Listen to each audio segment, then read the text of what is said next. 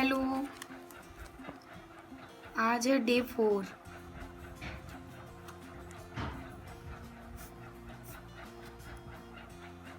आज मैं आप लोगों को कर्व लाइन बताने वाली हूँ। जैसे कि कल मैंने आप लोगों को डाइज कुछ इस तरीके से हमने स्क्वायर से डाइज वगैरह हम बना सकते हैं। बहुत ही इजी तरीका होता है, कुछ नहीं करना होता हमें। ये डाइज बन गया। इसी तरीके से हम इसमें शेडिंग्स वगैरह, स्टैंडिंग लाइंस वगैरह का इनका हम यूज़ करते हैं। क्यूब्स बनाते हैं।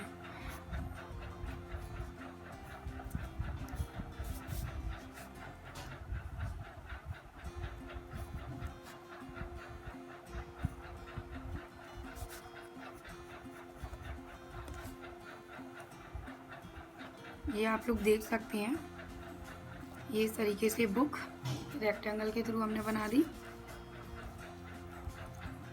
बच्चे सोचते हैं कि कितना टफ है। इन शेप्स के थ्रू हम आप लोग सोच रहे होंगे कि हमने ये फर्स्ट सेकेंड थर्ड डे में क्या सीखा है। इन चीज़ों से हम कितनी आसानी से चीज़ें बना सकते हैं। जैसे कि कल आपने देखा, हमने आर्ट बनाई, ये क्यूब है, डाइज हैं, बहुत सारी चीज़ें हैं, बुक है, बुक के ऊपर बुक बनाते हैं। बहुत इजी होती है ये सब चीज़ें। ओवल से हम बहुत सारी चीज़ें, जैसे कि कल मैंने आपको बताई थी बनाना, ओवल के थ्रू हम काफ़ी चीज़ें क्रिएट कर सकते हैं इस तरीके से। अच्छा, आज मैं आप लोगों को बताने वाली हूँ कर्व लाइंस। ये कर्व लाइन की हमें प्रैक्टिस करनी है इस तरीके से। जब हम बॉडी स्ट्रक्चर बनाते हैं या फिर कोई भी चीज़ की प्रैक्टिस करते हैं तो उसके लिए कर्व की बहुत इस तरीके से कर्व लाइंस की बहुत ज़्यादा प्रैक्टिस करनी होती है, हमें बहुत इम्पोर्टेंट होती हैं।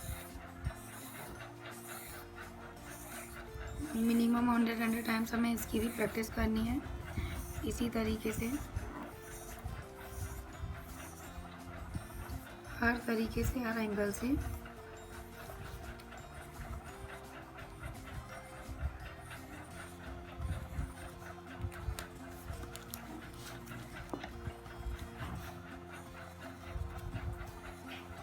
जब हम फेस वगैरह बनाते हैं, कुछ भी बनाते हैं, ये कर्व सेशन का बहुत इम्पोर्टेंट। जब हम कोई भी बॉडी फिगर बनाते हैं, कुछ है तो हमें मोस्टली आप लोगों ने देखा होगा, हम फेस वगैरह बनाते हैं तो उसके लिए हमें कर्व लाइन की ज़रूरत पड़ती है। या हेयर्स वगैरह बनाते हैं तो उसके लिए कर्व लाइन की भी ज़रूरत पड़ती है।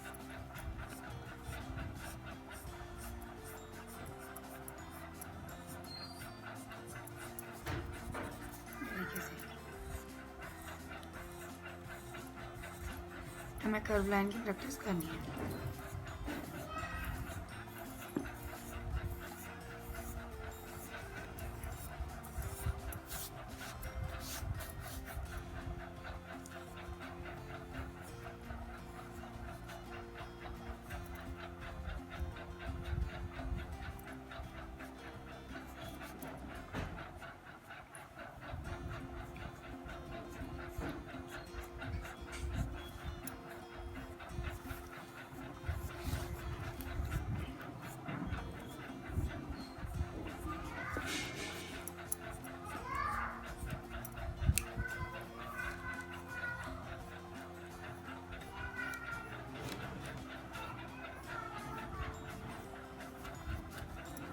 कुछ इस तरीके से हमें कर्व लाइन की प्रैक्टिस करनी है।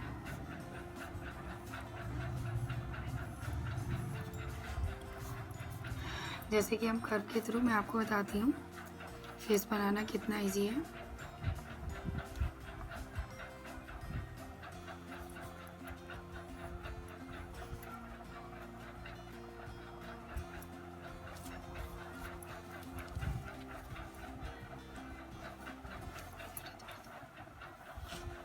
ये आप लोग देख सकते हैं कर्व लाइन के थ्रू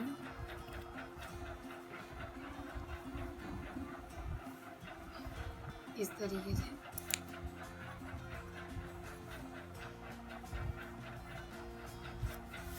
बहुत सारी चीज़ें हम क्रिएट कर सकते हैं कर्व लाइन से,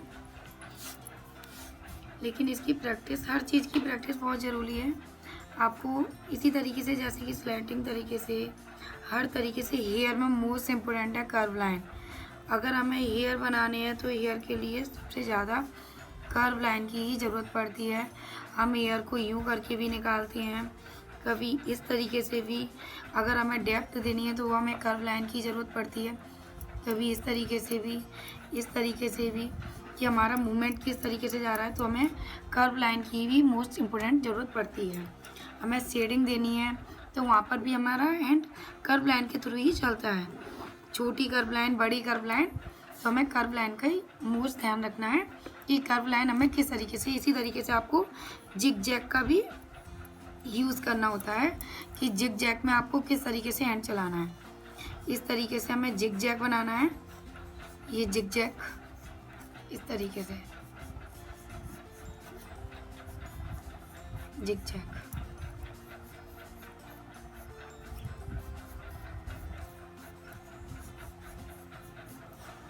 ये हमें प्रैक्टिस करनी है हर तरीके से।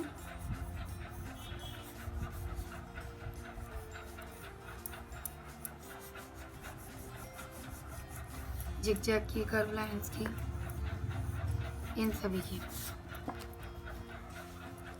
मैंने आपको कल मेजरमेंट के अकॉर्डिंग ट्रायंगल बताया था, और भी काफ़ी चीज़ें मैं आपको मेजरमेंट के अकॉर्डिंग बताऊंगी।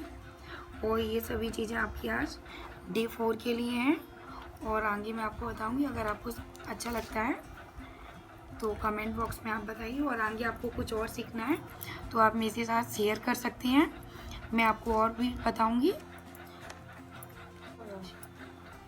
जैसे आप देख सकते हैं, हम कर्व से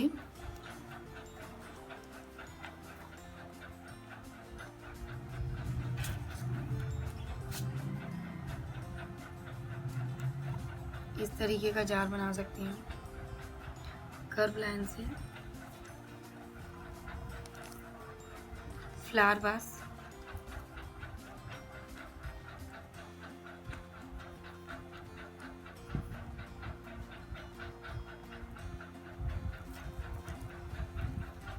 इस तरीके का, या फिर कर्व लाइन से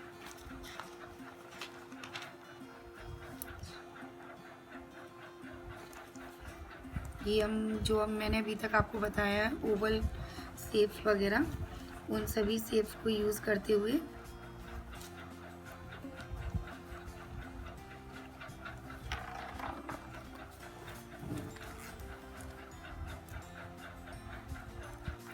ये हम जग, ये सारी चीज़ें बना सकते हैं। ये बहुत ईजी है, बस ये हमें प्रैक्टिस होनी चाहिए जिग जैग वगैरह या फिर कर्व लाइंस वगैरह, इन सभी की। अगर हमारी इन सब चीज़ों की प्रैक्टिस है तो ये सब चीज़ें हमारे लिए बनाना बहुत इजी है, बनाना कुछ भी टफ नहीं होता है। इसी तरीके से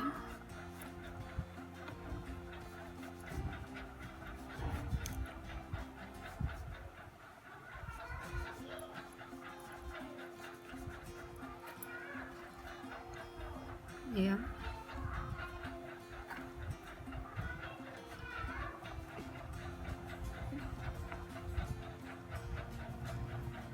वाटरमेलन सीड या कोई भी स्लाइड्स बना सकते हैं। इस तरीके से इन शेप्स के थ्रू हम बहुत सारी चीज़ें रेडी कर सकते हैं। आप लोग ट्राई कीजिए, अच्छा लगे और ट्राई कीजिए। नहीं समझ में आए तो आप मेरे साथ शेयर कीजिए। Thank you.